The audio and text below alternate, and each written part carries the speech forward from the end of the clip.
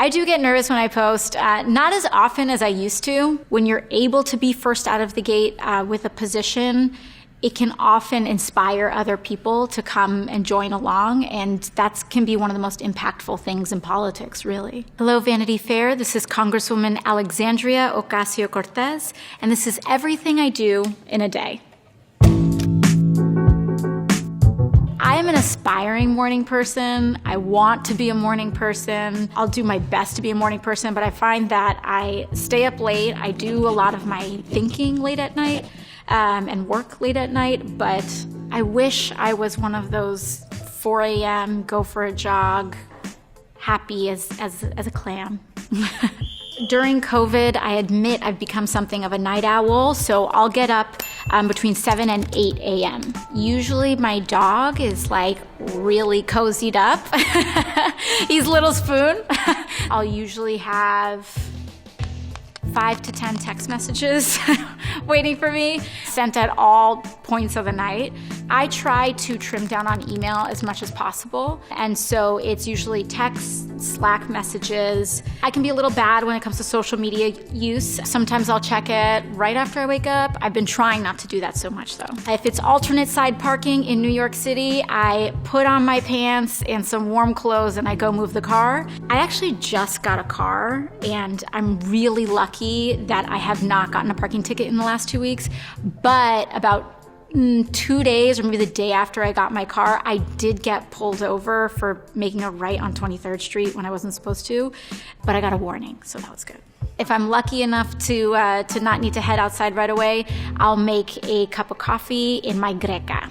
Breakfast, it's usually toast with a little bit of peanut butter or almond butter on it, something to get some protein in pretty quickly, that or a smoothie. I've been trying to drink less coffee lately, so I switched to matcha tea in the morning, and I've had this little ritual. I got a little milk frother, I heat up the milk, I make the matcha. The most important part of my morning routine has been drinking water. I like to put some lemon in my water, and I try to drink it pretty slowly and mindfully. I'll look out my window, I'll try to look at the clouds passing by, just really slow down for even a minute, 5 minutes in the morning. And that's been my little meditative practice recently.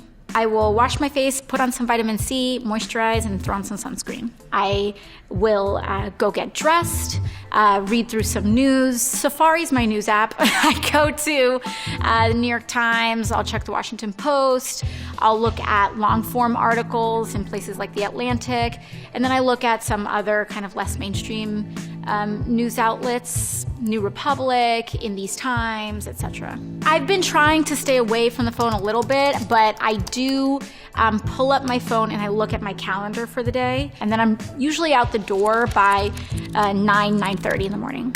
I love my days in New York. I love my neighborhood. I like my neighbors. It feels, it's home. New York is home.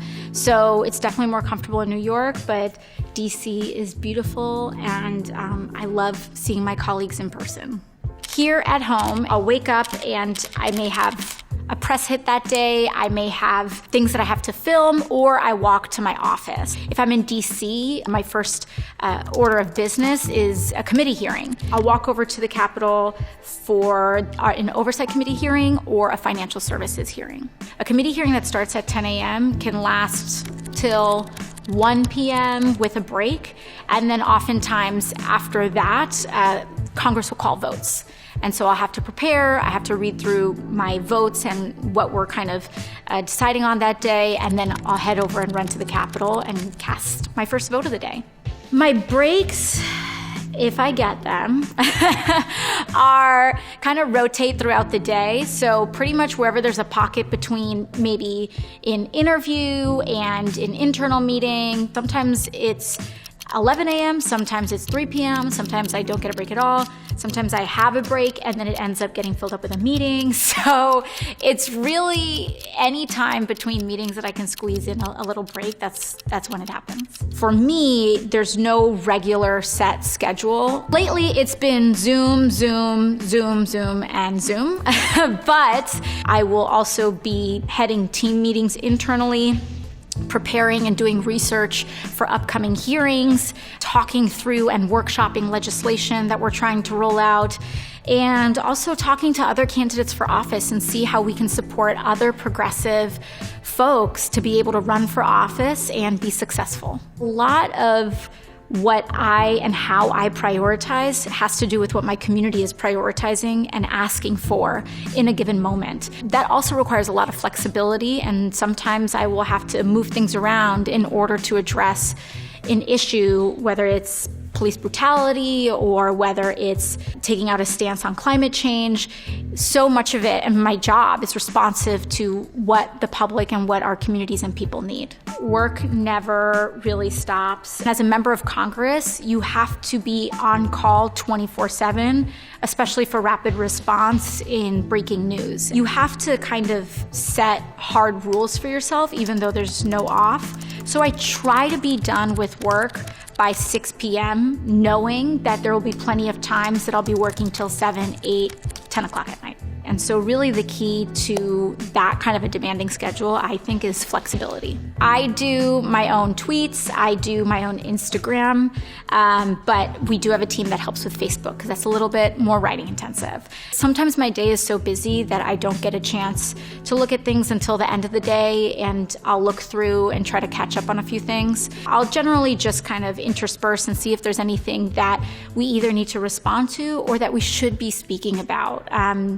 Very often, narratives, whether it's around social justice, healthcare, raising the minimum wage, acting on climate change, policy will advance in news cycles and they'll be very responsive to the moment. And so it's really important to be on call to help define the narrative and the message of that moment. I do get nervous when I post, not as often as I used to, but especially if I know that I'm vocalizing a position that has not been vocalized before or vocalizing a position that I may be the first out of the gate with, it's really nerve-wracking. But the thing that is really special about it is that when you're able to be first out of the gate with a position, it can often inspire other people to come and join along, and that can be one of the most impactful things in politics, really.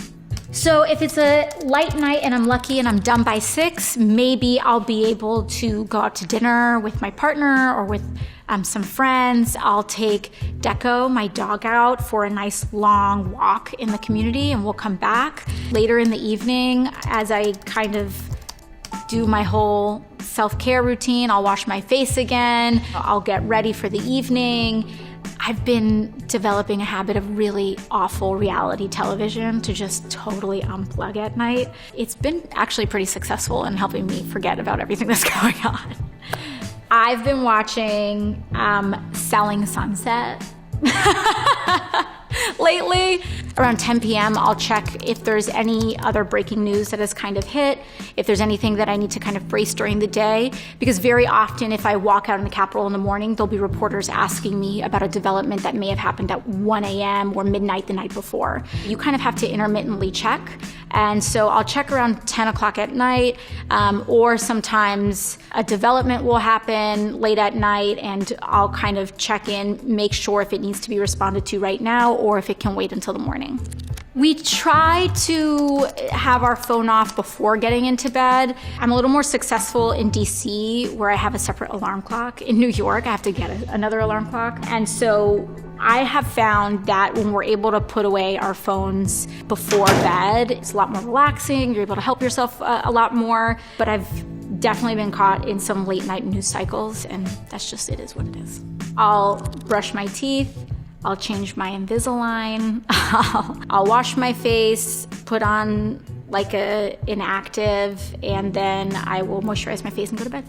I hate going to bed early. It's the right thing to do, it's the responsible thing to do, but I'm just a night owl. I feel like I'm getting FOMO by going to sleep early. So my ideal bedtime is probably like 11:30 or midnight.